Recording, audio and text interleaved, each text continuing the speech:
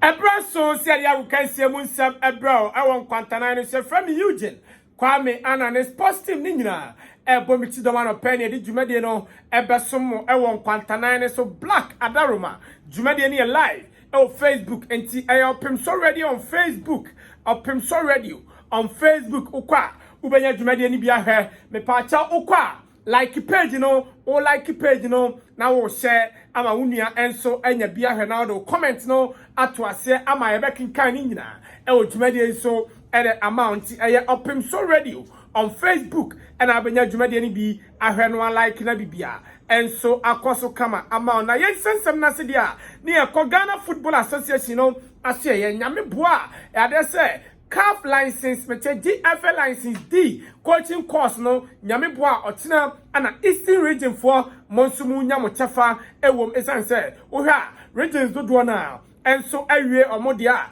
e say Eastern region ana first batch no enso esase nyame boa otena na 4 p.m.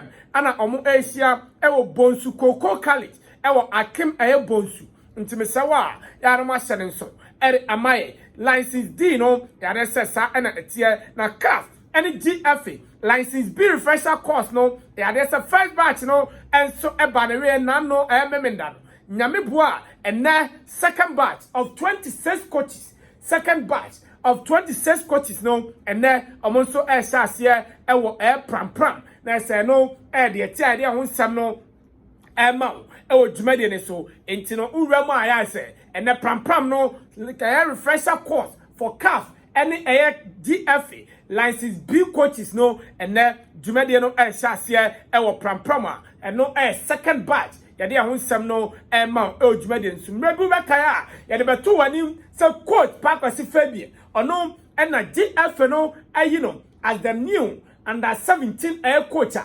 Openino Ejumano was started at that. And then the above and he said, Omu we camping.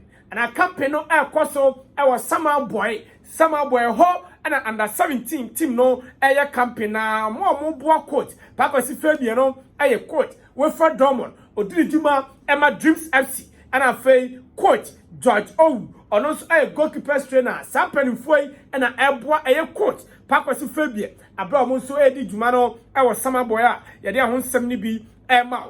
Yura Samson D, Yadaba 2 1 sa on the 30th of October, about 2 weeks or our Morocco. Now, I say, about 2 course no, Yura Samson D, or no, and I'm penny for as the African Air President for Air Paralympic Air Committee, no, Samson D, and I almost 2 abano, or Muyi Nese, 36 air delegate. Now, one more prabano, Nese, Morocco ni wom, and I have a motor to Abana, Muyi Nese, Samson Dina of Free Ghana, or no, as the president of African Paralympic Air Committee, a good news pa, Emma Ghana, Yadia won some no, Emma El Jumadian so. Ghana Premier League,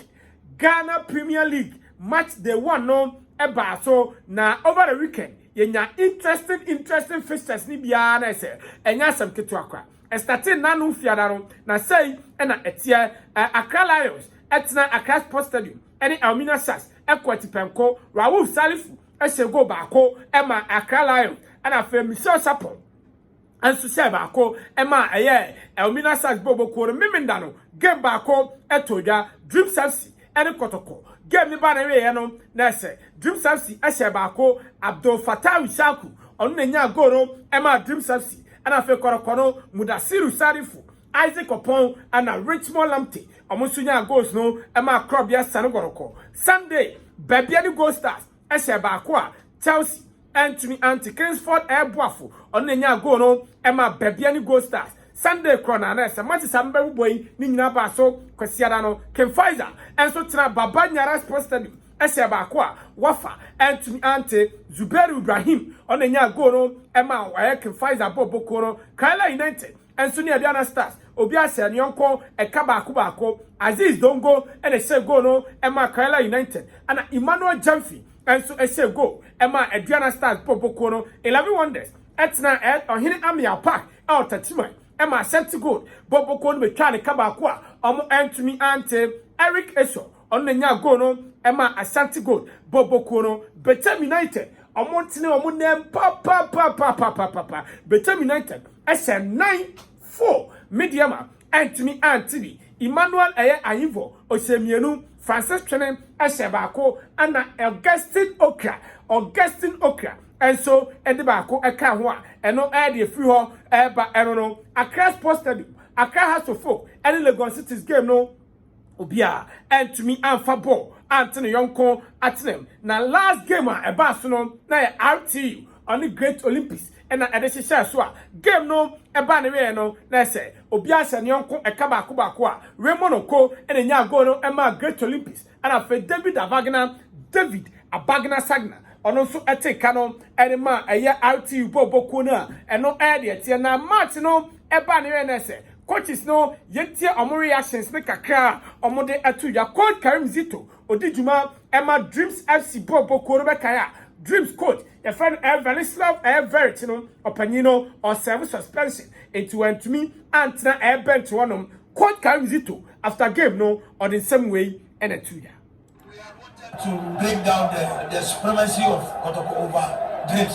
This the reason why we came in to do the same. But getting to the later part of I think when they had the goal, my boys relaxed a little bit. So it turned out Kotoko kept on fighting, and they deserved it with this lack of concentration and the instruction given to them. Games never end until it ends. It never ends until it ends. Yeah. So it's never over until it's over. Because the goal we scored, we were left with about 6 to 8 minutes. Still the ball still was we played. Yeah. So we should have relaxed. We should have managed the ball, and then we do what we can do. Just to frustrate Kotoko. But Kotoko 2 were in at all costs to win. So they proved the better side we did. Wait, I am some court by Karim Zito 22 died there with some no court prosper net ogum. I club ya san go court. And also the same way at you. If you look at the way the goals came, getting to the dying embers of the game, where we were down and we were under pressure, and looking at the way the boys still kept to the game plan, the team shape, and how we were able to play those combination passes, I would say it was an amazing thing. Yeah, it wasn't a wrong substitution I did. We were losing the second balls in the middle of the park. So I realized that Gama was a little bit tired because they were kicking him all over the place. So I decided to pull him, instead of us playing 2 offensive midfielders, to pull him and then bring in Richard Webu to add up to Mudasiru. Mudasiru is a bit mobile so that he will join attacks and at the same time join the defense when we lose the ball. And when Richard Webu came, you realize that we have some stability.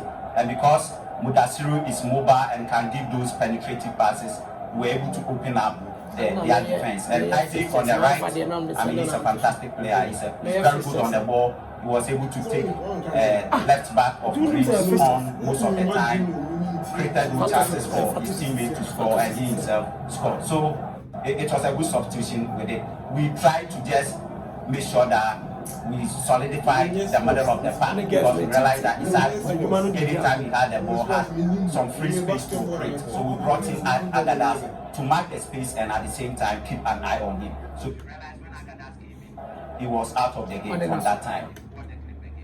Where I am some court prosper net ogum the 2 year. Yadi won some be Richmond Lamptey or no and a man of the match now and also adding some kakra at 2 year. So if you can train we both into and yeah I give you for mommy no mommy as far as I found a protocol a winning team and then supporters will be a match be a win into no protocol there I'm not sure because say Osha a tactics will be yeah and then you're back on the tactics of the coach yes into that so steady you almost share one star in the beer you consult the player and then results in the Richmond Lamptey at the annual Lagos City. And so at track, has a folk Bobo Quarter, our crash poster in a game, the bad way, Obia and Sebi, our coach, Samuel Boadu, and in some way at Tuja after the game. Very good game. As you can see, the 11 cities are well prepared and House of Folk. I told you that everybody target us is on House of Folk, but we never give up. We know definitely that we progress match after match. Are you disappointed that you didn't score today? It's 2 games now, or in 3 games where you scored. In the last 3 games you scored just once. Are you worried about No, not at all, because this is the time that you have to sit down and analyze the situation, where the problem is, so that we can solve the problem, then we take off. Where do you think the problem was today? Yeah, it was the attacking side, because we created a lot of chances. At least we should have scored 1 goal, but we squandered all the chances. But we. When I am someone coach, somebody the two coach Maxwell Credu, coach Emma Legon City's Bobo Kono, and also in some way at Tuja. With a game plan, and though not perfect, but we were able to hold them, try to frustrate them with our combination passes, and to some extent it worked. So when we were able to hold them for the first half, we saw that they decided to go long. That is where we started picking the second balls and playing our game. Yeah, though it's our first match, we know how Suffolk is in competition already. We made some elementary mistakes by, playing from the back was a bit difficult. But we go on to work on it and make sure that we do it better next time.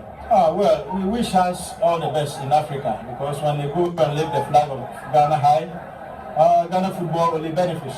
So we wish them all the best. But back to our game, we knew that when we frustrate them by holding onto the ball, they can't play. They will start to go long, and it happened. They were not patient enough, the balls, and we picked the second ball and played our game.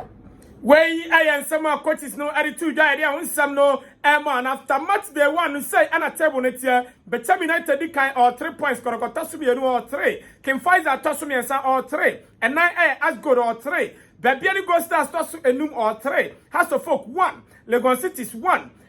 Great Olympics 1 Nessa. And it is so Bassa and Chrono. Diana Stars 1.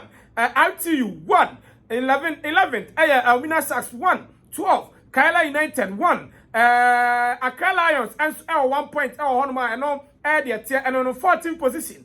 Wafa only point be a Brekum Chelsea any point be a 11 Wonders any point. Dreams FC any point now for Mediama and so any point be a and no Ghana Premier League table no said the tier ya hun sem no ma Jumadi no so and 9 sem no a dos year pa quotes binom and CEOs be and so adding some to ga Nyambua and you may tenasia ye be di ho common bebre ni ade ho sem no dodo na and so Abraham Jumadi no and so asunti yankona resource over the weekend to ja ewa manone no ye fa kakra so so na fe ye so na radio hene emetenase a premiership nim say na tie Leicester tina fe Arsenal abesha ne kan mienu a want anti Burnley 3 Brentford 1 Liverpool 2 Brighton 2 Manchester City 0 Crystal Palace 2 Newcastle United 0 Chelsea 3 Watford 0 Southampton 1 Tottenham 0 Manchester United and so I said 3 honoma eno the idea hun sam no ma Jumadi so yanko La Liga nim na yamfa results ni bi enso entwa so emfa emamu Jumadi so LT etna fresh baako Real Madrid esemienu ho Sevilla 2 Osasuna 0 Valencia 2 Villarreal 0 Barcelona 1 Deportivo Alaves 1 Basa team ni dey say emre Serie A Senetia Atlanta 2 Lazio 2 Verona 2 Juventus 1 Torino 3 Sampdoria and so 0 honoma ya hun sam no Emma Bundesliga matches Senetia Armenia Brentford 1 Mainz 2 Bayer Leverkusen 0 Wolves 2 Dortmund 2 FC Cologne 0 Freiburg 3 Getafe and so 1 Anafe Union Berlin 2 Bayern Munich 5 Eintracht Frankfurt 1 RB Leipzig 1 honma and no the tier and so anonantini yadbesi na radio here agudi abetwaso amamu nyame boa 7 p.m. yensia ewo eye pramane so abra team ni nyina and so asia na ye nidi ndim komoni bebre na ye